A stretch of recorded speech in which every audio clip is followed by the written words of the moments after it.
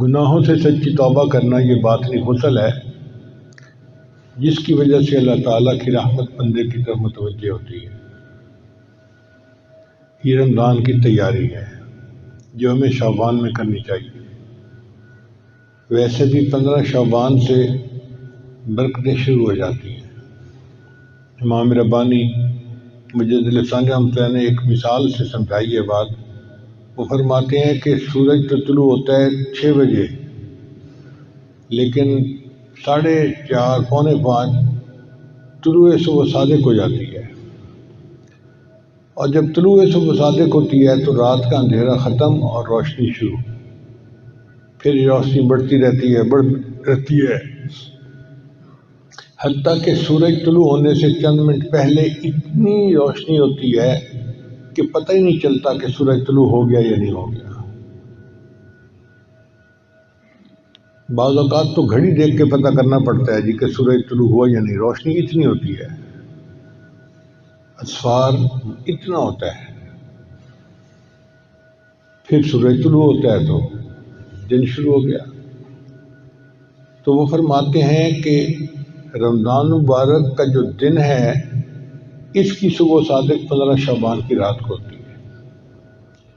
پھر 15 شعبان کے بعد ہر دن روشنی بڑھتی جاتی ہے، نور بڑھتا جاتا ہے حتیٰ کہ رمضان شروع ہونے سے 2 دن پہلے ایسے ہی برکتیں ہوتی ہیں جیسے رمضان کی برکتیں ہیں۔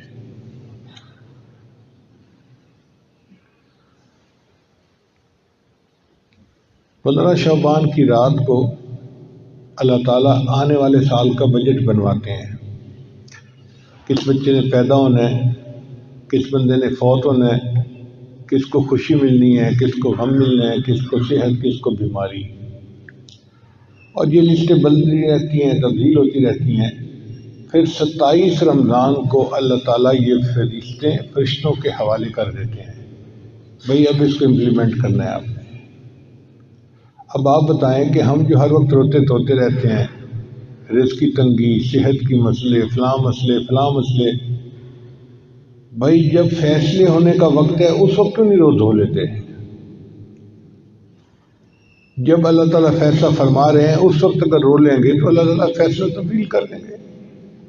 اب جب ایک دفعہ فیصلہ ہو گیا اور لسٹیں بن کے مل گئیں فرشتوں کو، پھر ہم کہتے ہیں جی تقدیر بدلواؤ، تو بیوقوفی ہے نا ہماری۔ ہمیں دعا اس وقت کرنی چاہیے جب اللہ تعالیٰ فیصلے فرما رہے ہیں۔ تو 15 شعبان سے لے کے پورا رمضان 27 رمضان تک کا وقت یہ آئندہ سال کے بجٹ کا وقت ہے۔ اگر اس میں کوئی تبدیلی کروانی ہے اپنی حاجت کے مطابق تو اللہ سے اس وقت آہوازاری کرے اور اللہ کو منائے، اور اللہ تعالیٰ جلدی مان جاتے ہیں۔